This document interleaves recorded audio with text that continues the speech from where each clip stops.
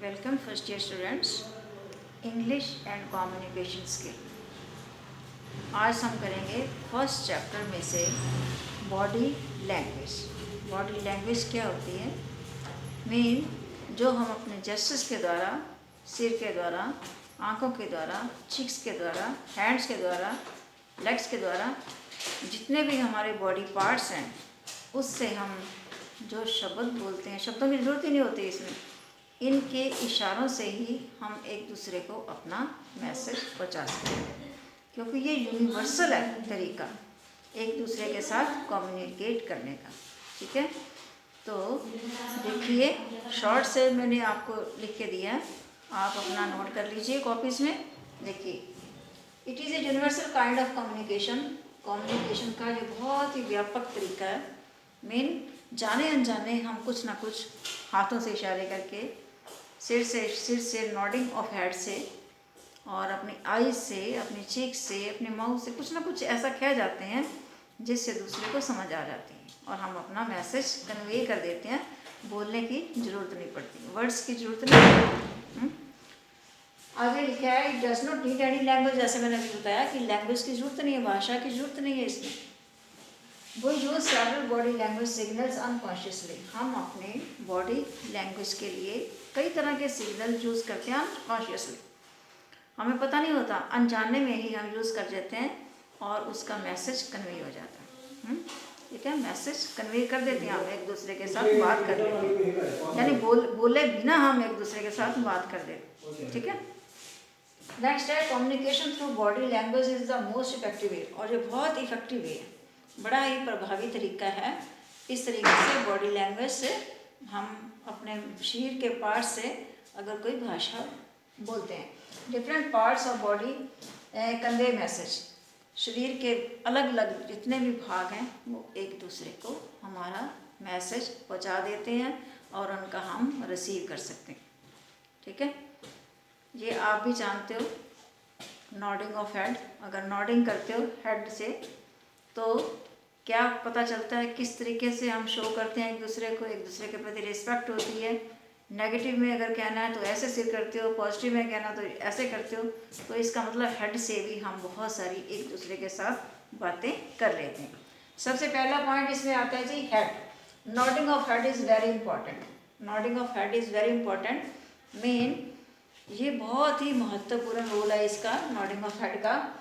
This shows a sign of respect and interest. इससे हमें क्या पता चलता है, कि हम स्पीकर को अच्छे तरीके से, इंटरेस्ट के साथ, रुचि के साथ, बड़े भाव के साथ और बड़े अच्छे तरीके से हम उसको सुन रहे हैं और हम उसको रिस्पेक्ट दे रहे हैं, हम उसको आदर मान दे रहे हैं। स्पीकर यानी स्पीकर में अगर इंटरेस्ट है तो ही ऐसा करोगे ना, तो नॉडिंग ऑफ हेड करोगे, ऐसे करोगे तो लगेगा कि वाकई में ये रिस्पेक्ट शो कर रहा है और इंटरेस्ट है इसका मेरी बात सुनने में। सेकेंड पॉइंट है कि lips. Smiling lips show the sign of friendship and concern to the other person.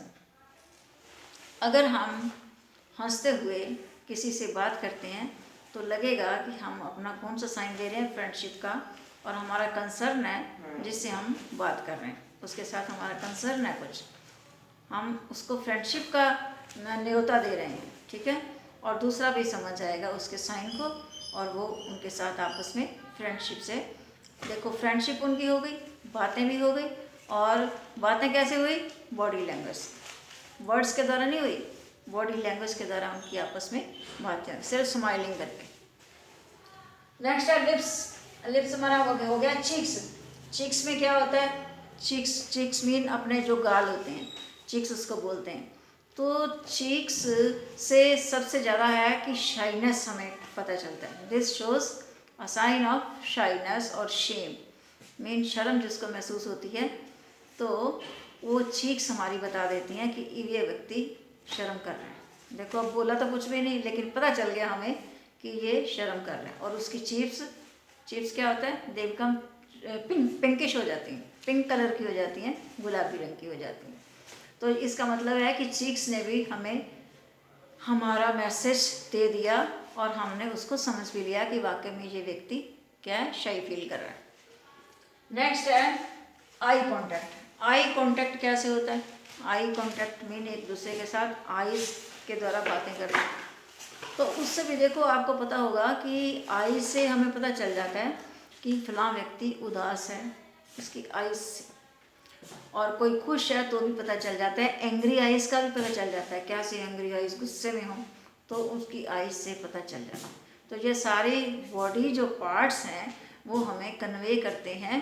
क्या कन्वे करते हैं? मैसेज कन्वे करते हैं। इसीलिए ये वाला क्वेश्चन बहुत इम्पोर्टेंट है। ये आपको छोटे सब पार्ट्स में आ जाता है और हो सकता है बड़ा भी आ जाए। बॉडी लैंग्वेज इम्पॉर्टेंट है। तो इस तरीके से हम कह सकते हैं कि ये सारे पार्ट्स जो हमारे शरीर के हैं, जितने भी शरीर के पार्ट्स हैं, ये सब हमें लैंग्वेज, हमारे बिना वर्ड्स की लैंग्वेज में एक दूसरे तक पहुंचा देते हैं।